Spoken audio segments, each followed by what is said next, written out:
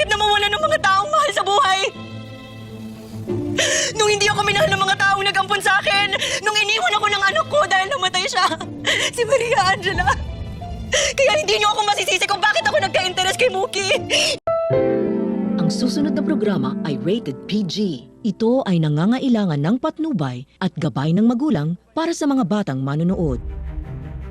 Patindi na po ng patindi ang eksena maging ang kaganapan na ating pagkatutukan at ating nga rin mang pagkasubaybayan dito lang sa ating pinagkakatutukan at pinagkakaabanan tuwing hapon na Mami Dearest. Simula pa lang din kasi ito na sa huling 2 araw na ng Mami Dearest ay isang matindi nga rin namang eksena na hindi nga palalagpasin nitong si Emma na dito nga rin naman ay pagbayaran na nitong si Olive ang malalaki nitong nagawang kasalanan at hindi na nga rin naman magdadalawang isip pa itong si Emma na diretsuhin na nga rin naman kasi itong si Olive matapos na malaman na nila ang katotohanan na hindi talaga ito si Jade bagkus ito nga si Olive na nagpapanggap na sa kanila, hindi na mapipigilan pa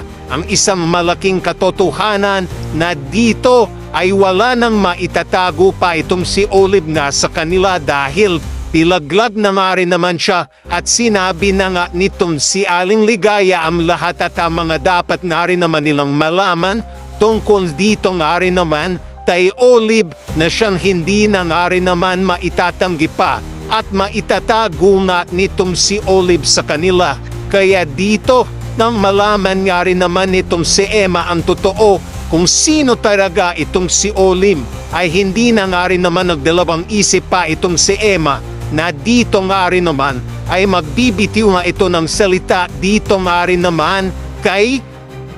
Olive na magiging dahilan din para mukhang matakot nga itong si Olive de Emma dahil sasabihin na nitong si Olive dito kay Emma na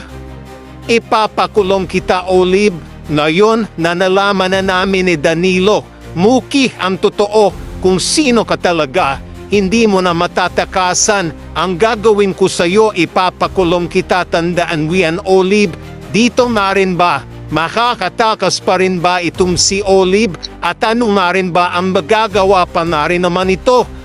Yan nga rin ay ating pagkatutukan dahil sa huling 2 linggo ay matitindi nga rin naman kaganapan ng eksena na ating pagkatutukan at ating nga rin namang pagkasubaybayan.